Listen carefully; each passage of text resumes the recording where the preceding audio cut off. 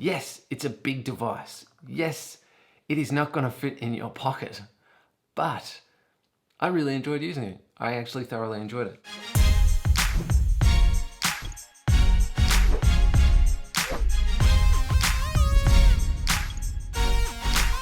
What's going on YouTube? Welcome to another episode of the Friday Vape Club. As always, your host Squidly Tris, back for another review for you. Today we are reviewing a god amongst vape gear. This is the Steam Crave Titan Advanced Kit. So this kit comprises of the Titan 1.5 PWM Mod, and you get the Titan V2 RDTA. And yeah, it comes as one little package, one neat little package, so you get everything. So what we're going to do is we're going to dive down, we're going to take a very quick look around this thing.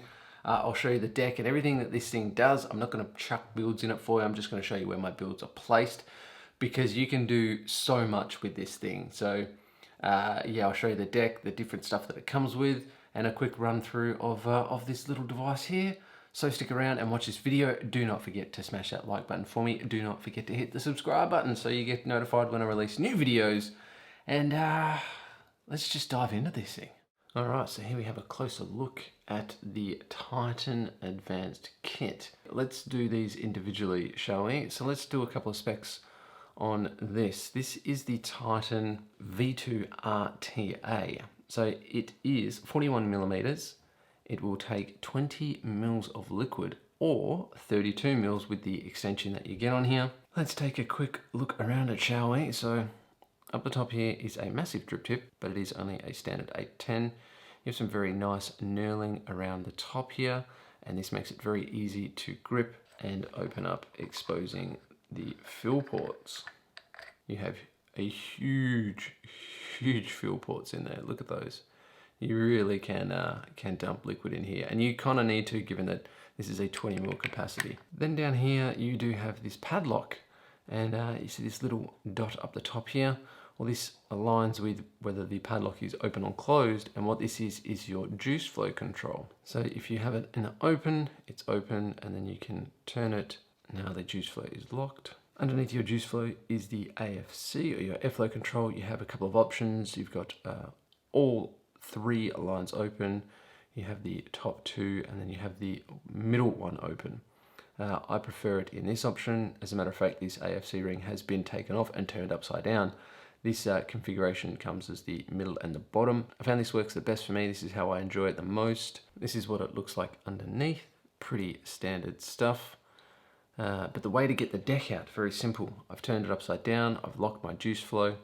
Now all I need to do is unscrew the base, and then you can see that's the bottom of the deck. This is very easily removed by just grabbing hold, and that's what it looks like on the inside. It is domed. That's your juice flow control. That's where your liquid comes down. You've got your airflow, as you can see on the inside, a nice domed piece, and you've got these little cutouts in the ring where the deck was seated, and this is so your deck does press fit in nicely. This is how my coils have been sitting.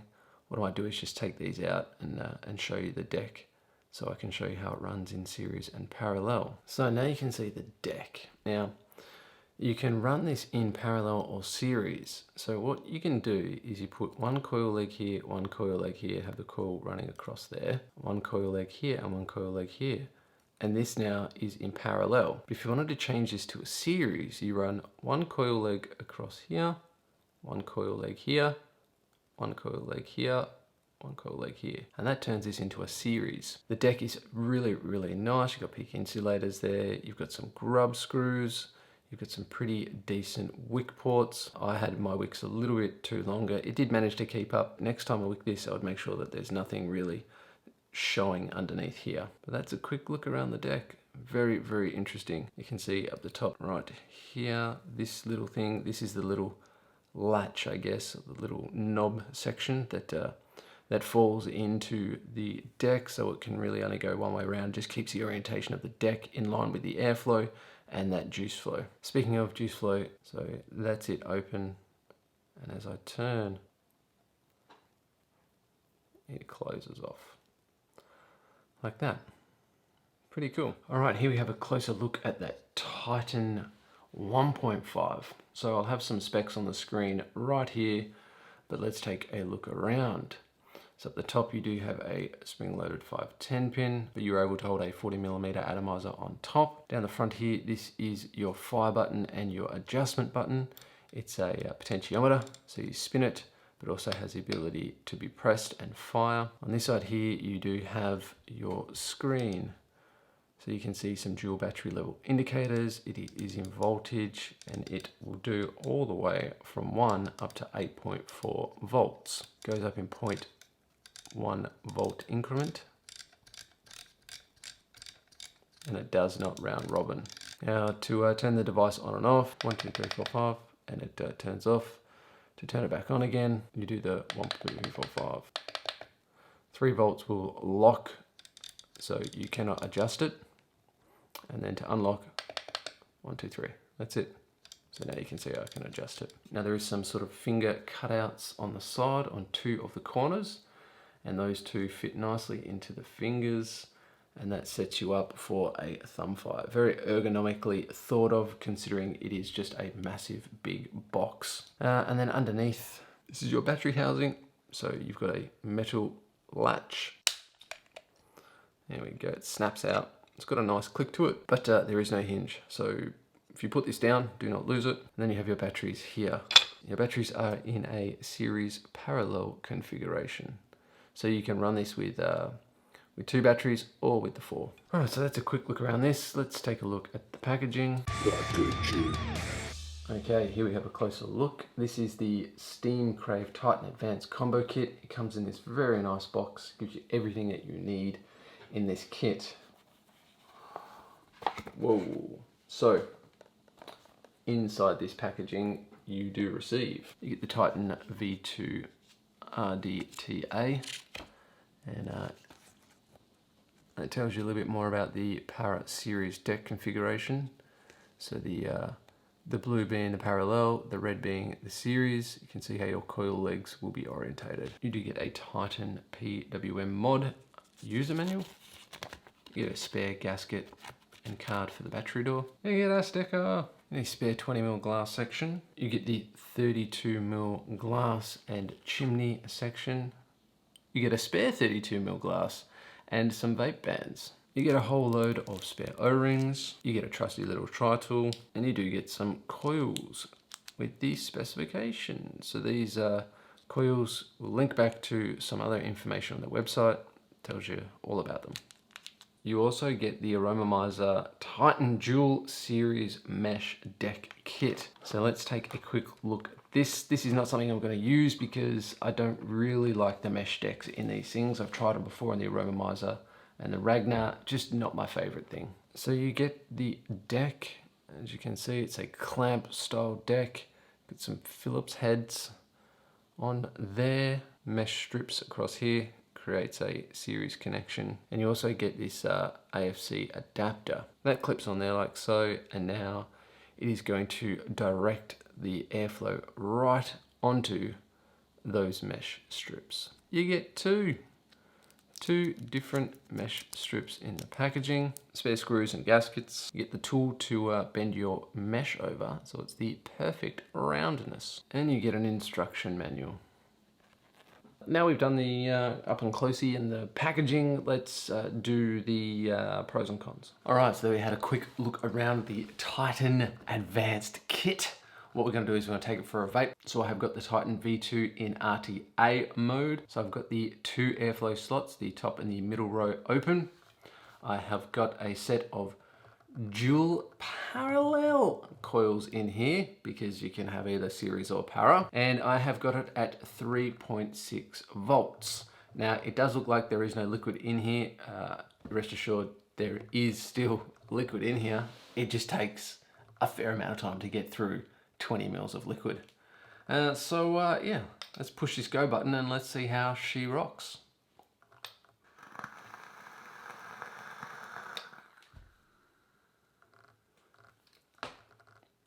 My lord, that is just a bloody fog machine. Oh. All right, so let's talk about the pros and the cons. So I'm gonna do these things separately. I'm gonna give you the pros for each of them. Let's start with the tank. So some pros for the tank. You get some pretty tremendous flavor. I was not expecting the magnitude of flavor that you get, being that it is such a massive tank. They really do have a small little condensed chimney, and even considering that the vapor has to travel so far, you do get some pretty terrific flavor. The innovation behind this deck, so you can run series or parallel on the same deck. So I believe you don't need series coils. It will run in a series configuration for you. That is pretty bloody genius. You also get the mesh deck. You can run series mesh as well. The other thing is you can change this into an RDA if you wanted to. You can remove everything else and it turns into a dripper. That's insane. Steam Crave are thinking on that next level, man. You get a whole plethora of airflow options. I like the honeycomb airflow. It's very smooth airflow. I dig that.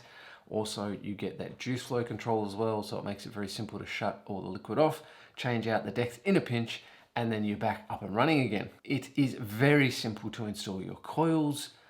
It's just a very easy process. The postless decks, I love a postless deck. It just makes it so much easier for me. I don't have to fiddle around with any of like the velocity styles or having to put two legs and leads into the same shared space and then having to clip them down and move the coils out. Fuck all that shit. I just got to drop my coils in and away I go. Now let's talk about the pros for the device, for the mod. It's quite ergonomic considering it's such a boxy little thing. It's got these finger cutouts here, so it makes it very easy to hold in the hand. It fits nicely, sets up for a nice thumb trigger fire. Like that, it's very quality construction. It's just simple and sleek, and I dig that about it. Apart from that, it's very simple to use. You just got a scroll wheel, you scroll up and down, and you find your desired voltage, and then you push the button and you go. That's it. That's all you need. Loving it. Absolutely loving it. It works well and it hits hard.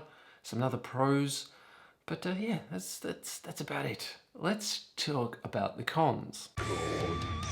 So when it came to the actual RTA, I didn't really have anything that bothered me about it. As I said, there's a lot of pros going for it. There are a lot of parts, so bear that in mind. You need a lot of parts if you're going to be able to configure this in the different options that you do have, but just bear that in mind that you need to store this stuff, otherwise you'll lose shit.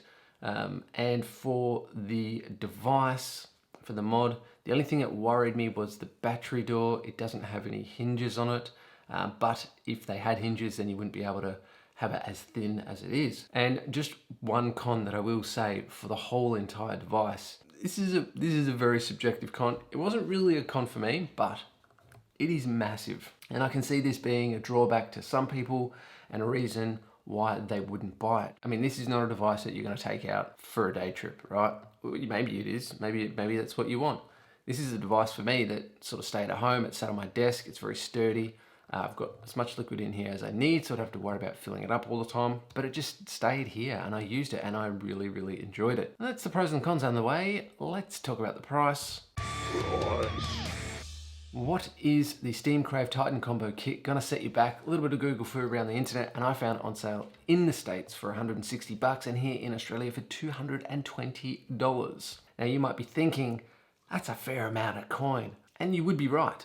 However, you're getting a quad battery dual parallel series configuration. You're getting a 40mm RTA or 41mm RTA, which takes 20 mils of liquid and can be changed into an RTA, and also has a para or series configuration deck that comes with this.